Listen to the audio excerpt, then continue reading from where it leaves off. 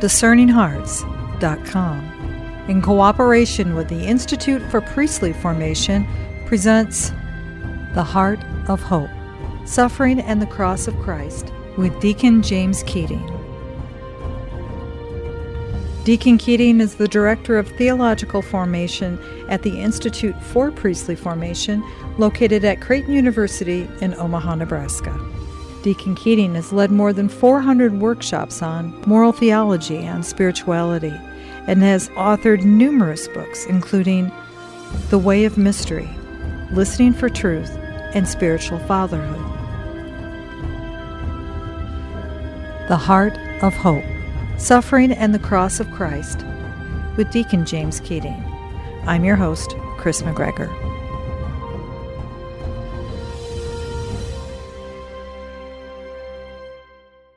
When we talk about deepening our spiritual lives, the mystical doctors of the church have written over and over again, and also just the lives of the saints, all saints, indicate that in that spiritual journey, we will encounter suffering.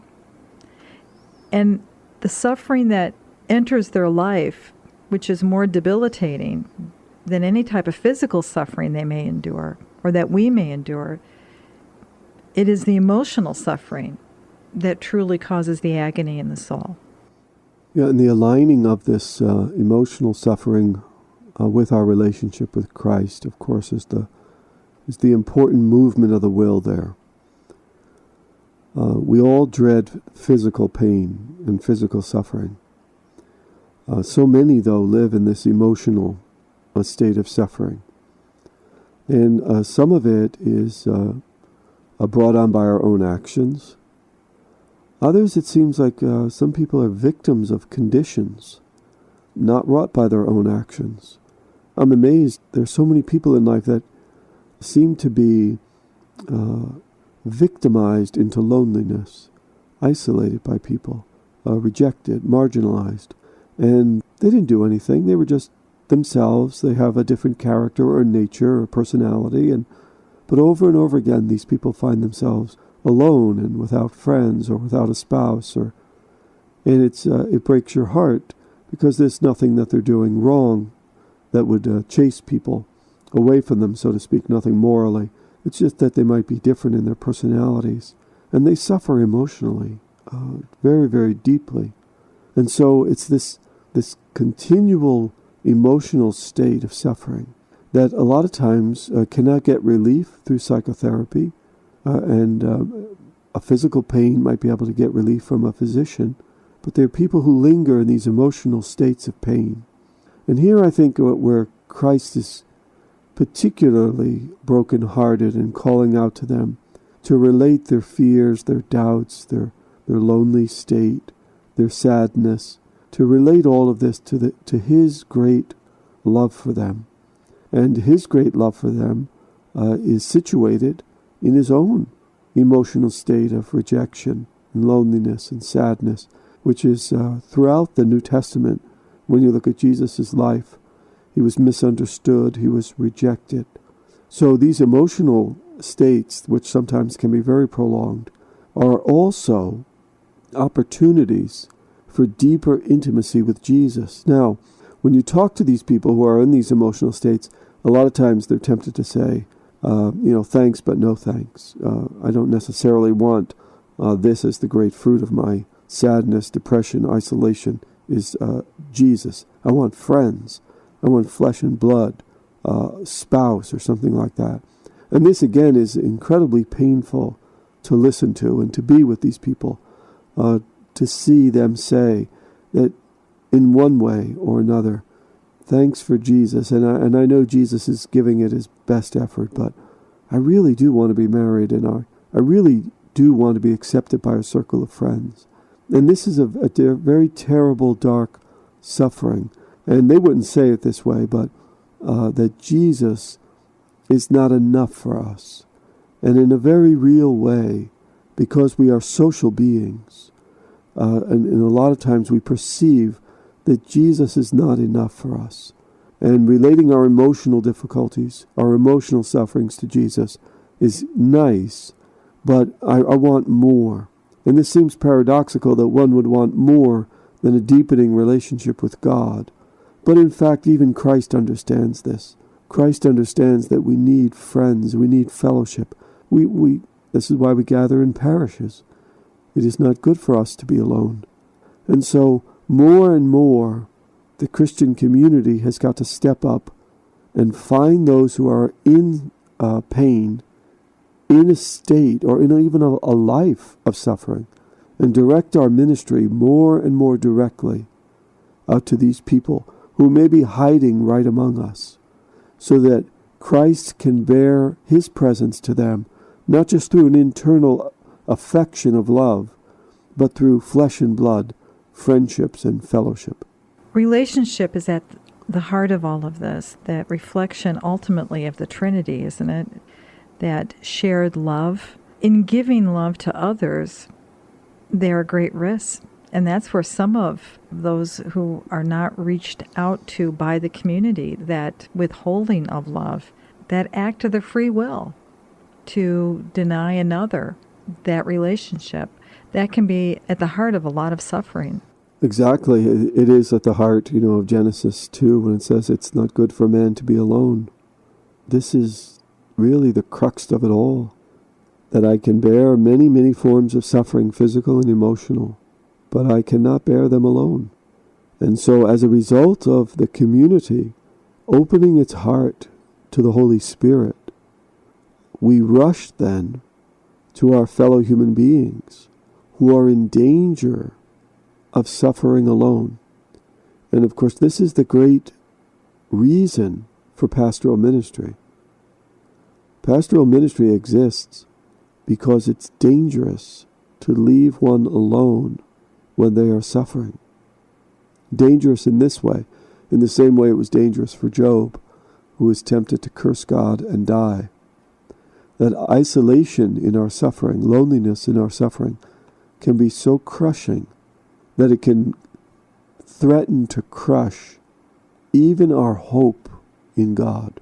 And so the community must come out of itself, so to speak, and individuals in the community must come out of themselves, so to speak, and attend to those who are being threatened, being crushed by their suffering, to the point where this suffering may crush even hope out of them and threaten their trust in God as well. The pain can be so great that many people will move away from the cross at this point rather than to cling to it. And pastoral ministry is there with these people to reassure them of the great truth of Christ. Cling to him, even though it feels like or it seems like he has abandoned you. Cling to him. The ministers are there to bear the truth to those who suffer, so that they will not curse God and die, so that they will run to the cross rather than away from it. It really bespeaks the importance of the pastoral minister having that deep interiority, doesn't it? Exactly. This is such a difficult reality, though, that we all shudder at, is that we must first suffer the coming of Christ ourselves. If we are to endure the sufferings that are at the other end of that next phone call or that next knock on the door, or we must have something to bring to the emptiness of suffering. And if we ourselves do not suffer an interior life, a life of relating our own pains and sufferings to the life, death, and resurrection of Jesus, then all that we usually bring is knowledge that we learn discursively in a class, but not knowledge of the living God. And those who are suffering know what kind of knowledge is useful, if we can put it that way, for them. And what's useful for them is the knowledge that you know and that I know as a result of our own suffering of the coming of Christ. And all the other kind of knowledge is just sort of nodded at or faintly smiled at as, thank you for trying. But in this particular case, in this particular location of suffering, your words about God are not healing. Somehow you must bring him to me as a result of your loving him.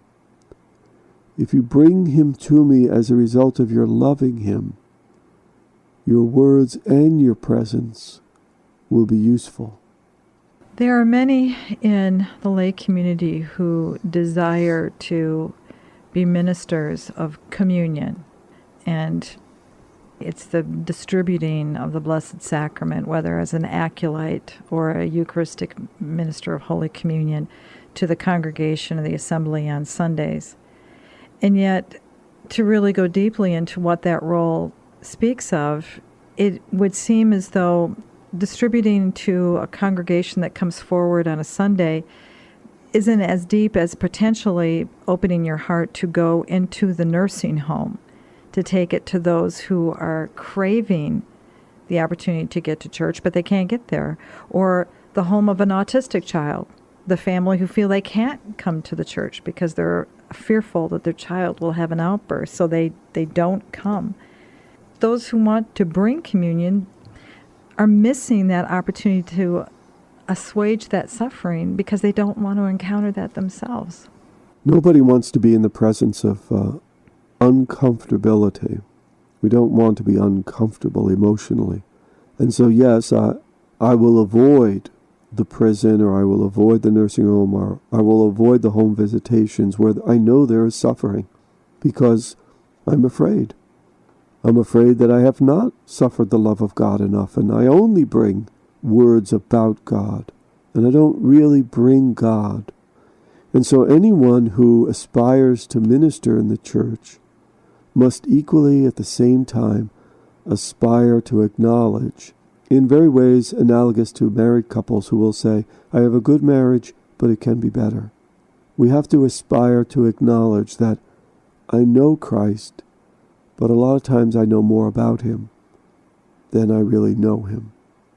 And with that simple turn toward truth, we can enter deeply into spiritual direction, go to confession more, attend the Eucharist more, and just allow him to be there for us, loving us at a deeper level, asking him to come at a deeper level, so that any fear of being in the presence of suffering will be assuaged, and we will be more open to being sent by him, especially to the places we do not want to go.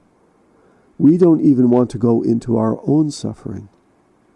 Think how difficult it is to go into the presence of the suffering of others. And here is the great need for those who would aspire to be priests or deacons or lay ministers, or even just to be neighbors. Here is the great need for all of us to realize that Christ wants to go to those places in your heart that you do not want to go to yourself. This is the deepest and most fruitful form of spiritual formation.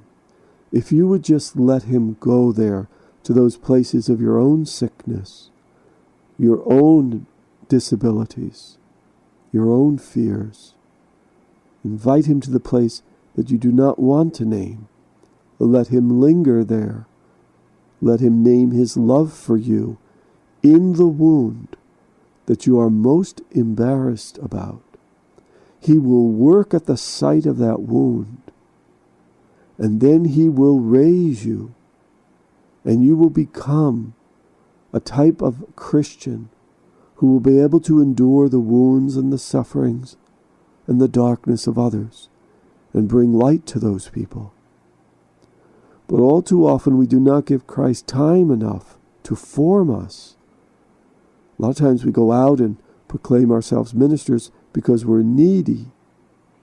We do not want to go to the suffering because we're needy. We want to go to the suffering because we are sent out of the healing of our own wounds. Then we're most useful to them. To just go to those who suffer because we have needs is a way of using the sick or the tormented. And it usually backfires on us anyway. We're just not effective at it. So withstand Christ coming to those places in your own heart, in your own history, in your own past, that you are most ashamed of, most embarrassed about, most frightened of, those places of your heart where you think you are most sick. Let him in. Let him linger around those wounds to heal you, and then he will send you to the sick and the suffering. In many ways, we don't want to give up the control. We will invite him in to a certain point.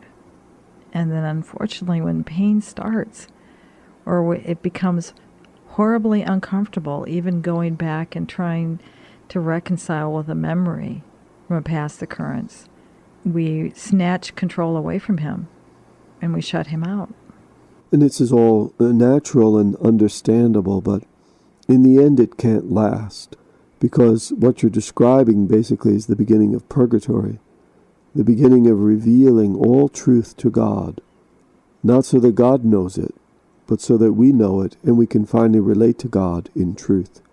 And it is very, very painful to give everything to God and reveal everything to God, because we have images, false images, of our own success or our own personality structure, where we will not allow ourselves to look at certain aspects of who we are in the full light of the love of God, because it will be painful, because our image of ourselves will die, and there will be some sense of grieving going on. And grief and sorrow is always difficult. But Christ is there even as we're naming the pain, even as we're naming the places we do not want him to see. And he is there with us. He's not leaving us alone with the truth about ourselves.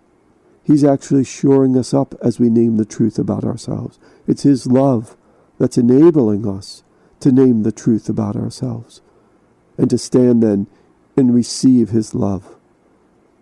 Not despite our weakness, but because of our weakness. He loves us even more because of our weakness. We keep thinking we have to be perfect for God. What really breaks God's heart open is that we are so imperfect, that we are such a mess, and he truly is moved by that. And the more we stay and keep it together in some effort to establish a false sense of self, or a sense of self that the culture can look at and say, isn't he a great man? Isn't she a great woman? The more we try to hold it together ourselves, paradoxically, we're holding Christ at bay. Christ truly loves you because you're a mess, because you're broken. This is what moves his heart to attach his heart to yours. So the more we avoid the pain of the truth of who we are, the more we are slowing our process of purification. And we're delaying, to some extent, the inevitable purgation that we have to go through. This is why all the saints hint to us that we should undergo this now. Not after we die, but now. Let God love you in your own suffering and your own pain now. That's what he wants to do. Isn't that the danger of our sacramental encounters? That by the reception of that tremendous grace, that we will be called to suffer now, when we've been told, well, why not wait? Or maybe there won't even be suffering. We'll pass on to the next world and it will be just fine. Yeah, the great lie that love doesn't involve suffering. And this is a satanic lie.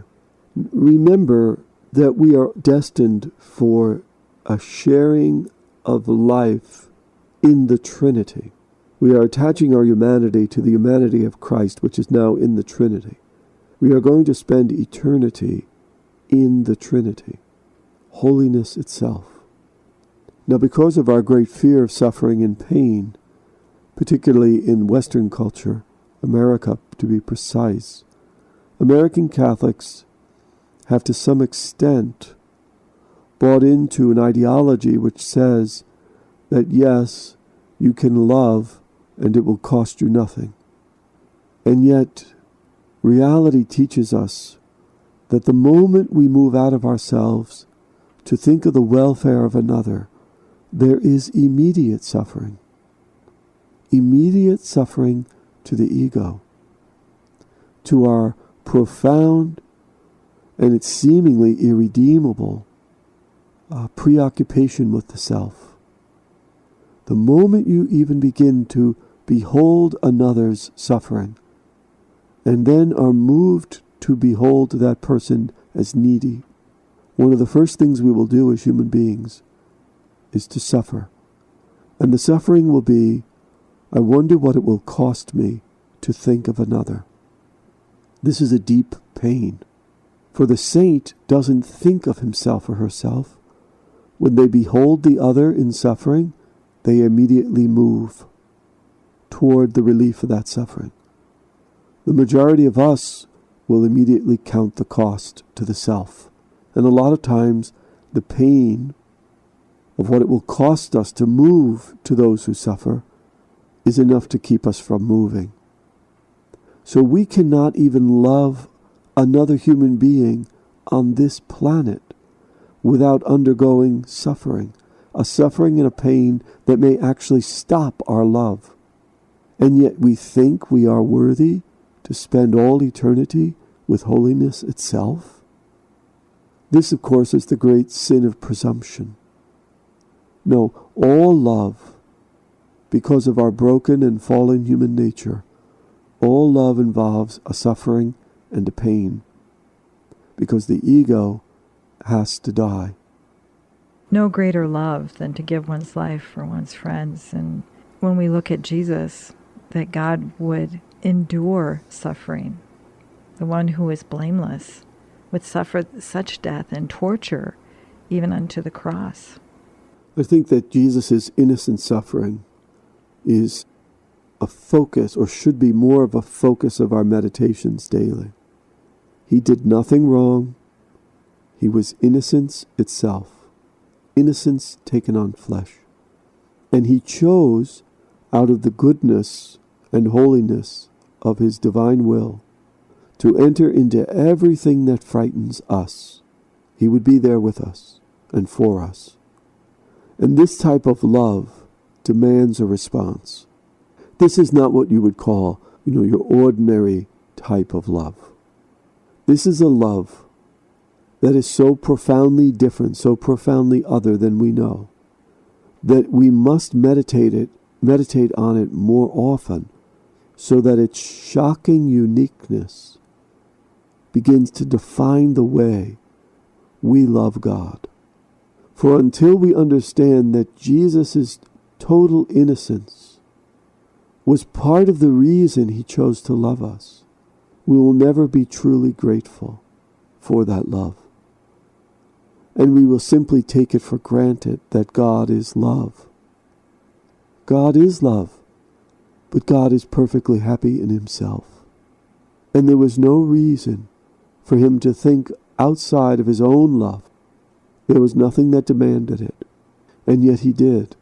And when he did, creation came to be.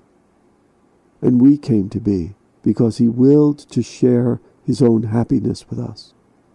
And so what we need to do is meditate more and more on God willing to create us, and then when we fell, his willingness to enter into every form and every minute suffering that we underwent because he loved us. This is the source of all gratitude for the human being and all happiness for the Christian.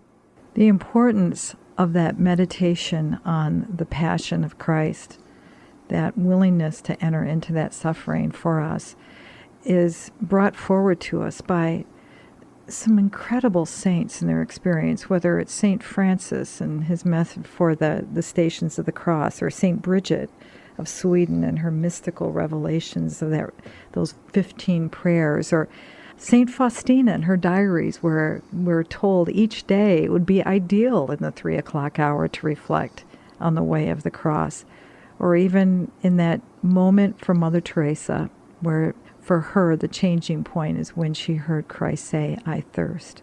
For all of the saints, whether it's Padre Pio bearing the wounds of the stigmata, it all points towards entering into that suffering, doesn't it?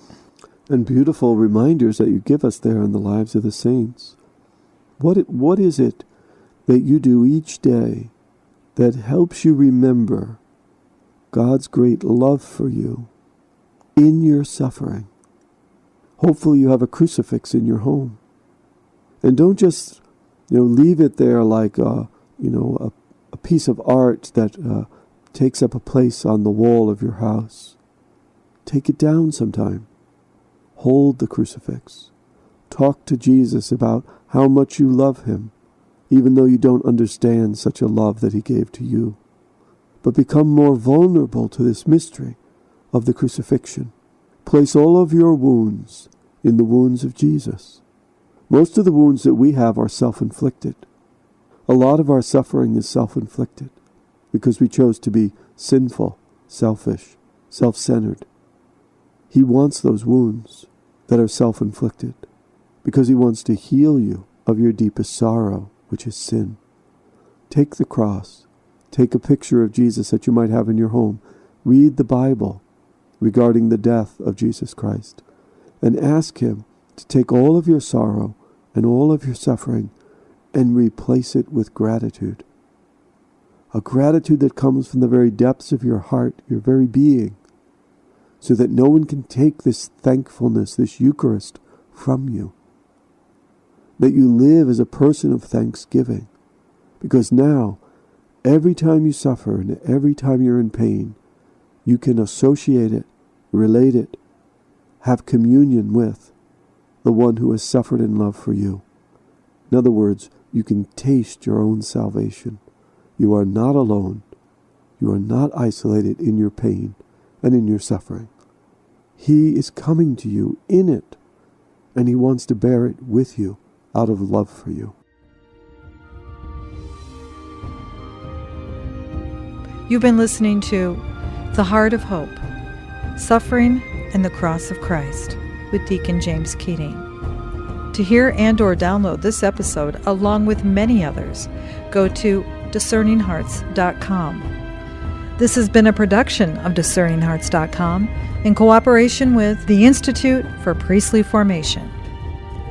I'm your host, Chris McGregor. Join me next time for The Heart of Hope, Suffering and the Cross of Christ with Deacon James Keating.